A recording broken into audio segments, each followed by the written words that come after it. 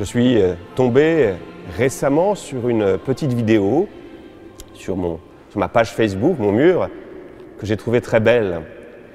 C'est un petit garçon, je pense qu'il a autour de 2 ans, et malheureusement ce petit garçon est né sans pouvoir entendre, malentendant. Et là, grâce à la science, grâce à la technique, pour la première fois, on peut installer un dispositif à son oreille, et donc on voit le médecin essayer de lui mettre cet appareil. Alors bien sûr, le petit enfant résiste, il commence à pousser des petits cris, il se met à pleurer. Donc malgré tout, le médecin dispose ce petit appareil à l'oreille, et là, on le met en marche.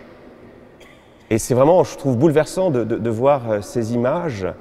Tout d'un coup, les cris s'arrêtent, la surprise fait place, et puis sa maman commence à parler. Et pour la première fois de sa vie, il entend la voix de sa maman. Et c'est vraiment bouleversant parce que tout d'un coup, il y a un sourire magnifique qui apparaît à son visage. On voit que celui qui est en train de filmer se met à trembler parce qu'il est saisi par l'émotion. Il se met à pleurer. La maman, on la voit aussi, se met à pleurer. Et moi qui étais presque derrière mon écran, je me mets aussi presque à pleurer. Voilà, devant l'émotion. Devant l'émotion de cet enfant qui, pour la première fois, a la capacité d'entendre cette voix aimée et aimante. Et quand j'entends cette page d'évangile, j'ai à l'esprit cette vidéo que je trouve très belle. Mais cette guérison de Jésus, elle peut être là aussi pour nous émerveiller de quelque chose qui peut-être ne nous émerveille pas. C'est que cet enfant pleure, la maman pleure, on pleure, parce que cet enfant a la capacité d'écouter. Et nous, est-ce que nous savons mesurer la grâce, la chance que nous avons de pouvoir écouter, la chance que nous avons, la grâce que nous avons de pouvoir parler? Vous savez, je crois que beaucoup de miracles ne sont pas là pour nous faire sortir de l'ordinaire vers un extraordinaire lointain, mais au contraire pour nous montrer le côté merveilleux de l'ordinaire. Vraiment prendre le temps pour être dans l'action de grâce, pour cette merveille de la création que nous sommes, cette merveille de Dieu qui nous a donné ses oreilles pour entendre, qui nous a donné cette bouche pour prier, pour louer, pour réconforter. Vraiment prendre le temps, quelques instants, de rendre grâce au Seigneur. J'ai célébré hier un baptême et une messe dans la chapelle du Verger. Et vous savez tous quel est le mot qui apparaît le plus dans la chapelle du Verger? C'est merci. C'est tous les ex-voto, alors je ne les ai pas comptés, mais il y en a des centaines et des centaines. Et je crois que tous ces récits nous invitent vraiment à rentrer dans cette dynamique de l'action de grâce. Savoir dire merci au bon Dieu pour cette vie que nous avons. Souvent, moi j'ai remarqué, c'est que quand la santé commence à nous échapper, eh bien c'est là précisément qu'on se mesure la chance que l'on avait d'être bien portant. Eh bien, saisissons l'instant qui nous est donné grâce à ce sourd et muet, de rendre grâce, de dire merci au Seigneur pour le don de cette vie, pour cette force qu'il nous donne jour après jour. Et pour cela, il faut savoir écouter, il faut savoir entendre. Et ça, c'est compliqué. Il y a une remarque qui est faite à propos de ce sourd, moi, qui me pose beaucoup de questions, c'est que ce sourd, il ne peut pas parler parce qu'il ne peut pas entendre.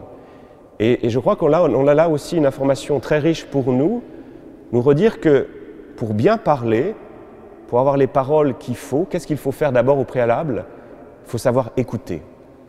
Et je crois qu'au travers de ce miracle, Jésus nous dit aussi l'importance de l'écoute, savoir écouter. Si nous voulons que notre parole porte du fruit, il faut au préalable savoir écouter. Zénon d'Élée, le grand philosophe, célèbre pour son paradoxe, faisait cette remarque, il disait « La nature humaine nous a donné 2 oreilles et une seule bouche », nous montrant par là qu'il faut écouter 2 fois plus qu'il ne faut parler. Alors je me dis souvent cela, moi qui ai une vocation, une profession où je passe mon temps à parler. Hier j'ai eu 5 célébrations, 4 messes et un baptême, donc j'ai passé ma journée à parler. Et c'est pas bien, apprendre à écouter. Et parfois écouter c'est plus difficile que de parler. et vous en faites l'expérience au cours de beaucoup de sermons, je le vois, ou quand je suis à votre place, parfois l'écoute est tellement compliquée que voilà, je baisse les bras et je n'écoute plus, ou j'écoute une autre voix qui est la voix intérieure. Voilà, mon esprit vagabonde. C'est difficile d'écouter. Et pourtant, souvent, la qualité de ce qui est dit dépend de la qualité de l'écoute. Quand quelqu'un, par exemple, vient à votre rencontre parce que peut-être, malheureusement pour lui, le médecin lui a donné un diagnostic compliqué, cette personne qui vient pour chercher peut-être une écoute, qu'est-ce que nous faisons souvent, ou parfois moi ce qui m'arrive de faire, c'est que je lui dis « T'inquiète pas, la médecine a fait des progrès, ça va aller ». Alors que cette personne venait peut-être pour partager une angoisse, je ne l'ai pas écouté cette angoisse, je ne lui ai pas donné cet espace pour pouvoir s'exprimer et cette personne ne va pas pouvoir parler. Je n'ai pas su écouter, je n'ai que parlé. Je crois que peut-être trop souvent, l'Église, nous les prêtres, on parle trop.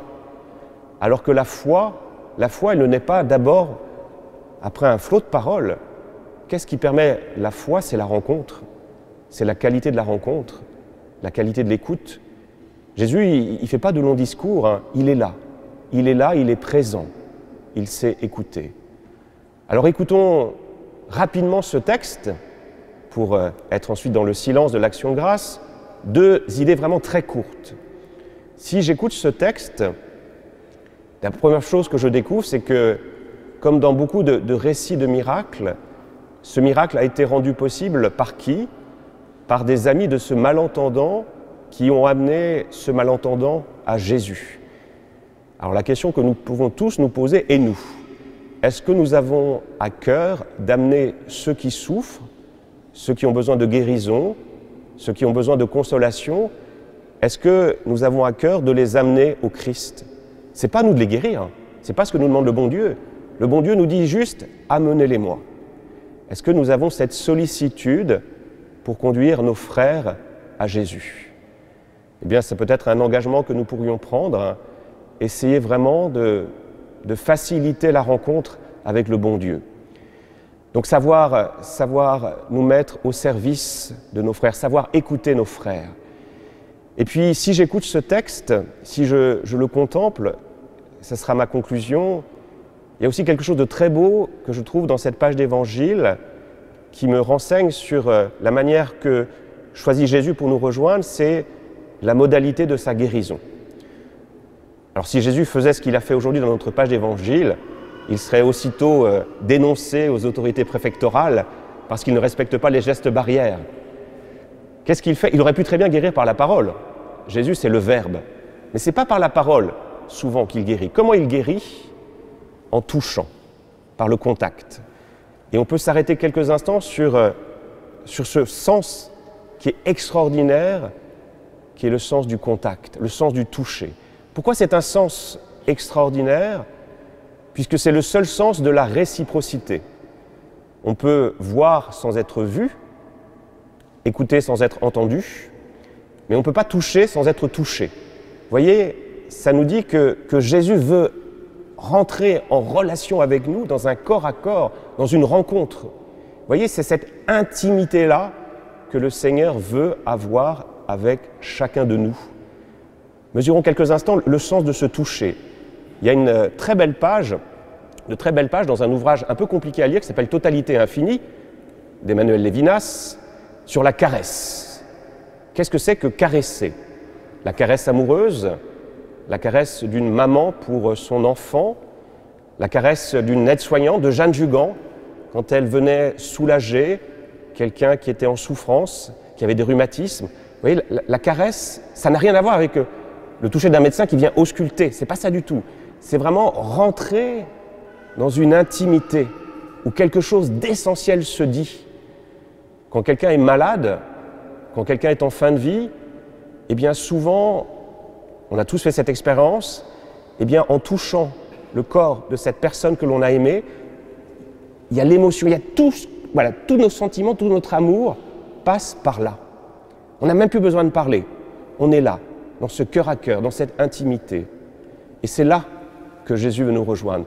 Non pas avec un flot de paroles, mais au travers de cette rencontre, dans cette intimité, Le sens du toucher, c'est le plus originel. C'est le premier sens qui se développe chez le nourrisson, chez le petit bébé. Il ne peut pas voir dans le ventre de la maman, il ne peut pas entendre, il n'a pas encore les... Mais le toucher, vraiment, c'est ce qu'il y a de plus originel, de plus intime. Et c'est là que Dieu veut nous rejoindre. Et c'est là aussi que le Seigneur vient, dans cette intimité, nous dire que je veux agir au travers de toi. Je veux voir au travers de tes yeux. Je veux parler au travers de tes mots maladroits. Je veux écouter mes frères au travers de ton oreille. C'est tout le sens dans le sacrement du baptême, qui est une recréation, le rite de l'ephata. Vous avez tous vu ça, une croix sur l'oreille, ephata, ouvre-toi. Le souffle de Dieu qui vient nous recréer pour que le Seigneur habite en nous. Dans le deuxième récit de la création, Dieu est un potier. Un potier, il va modeler l'homme, la femme, et qu'est-ce qu'il fait après pour donner vie à cette œuvre? Il souffle. Il souffle. Alors vous ferez un petit exercice chez vous. Là, on ne peut pas le faire avec le masque. Vous allez mettre votre main devant votre bouche et vous allez dire « ephata ». Ephata. C'est une consonne constrictive ou encore fricative en linguistique. Ça souffle. Et on sent le souffle de l'Esprit, le souffle de Jésus, qui vient souffler sur chacun de nous actuellement. Sentez-le, le souffle de l'Esprit, pour que nous puissions entendre, pour que nous puissions avoir ce cœur ouvert, cette bouche, pour dire juste ces paroles de consolation, pas trop de mots, les mots qu'il faut, qui soufflent sur nos yeux, pour que nous puissions voir comme Jésus voit, avec ce cœur, ces yeux pleins de miséricorde. Ephata. Amen.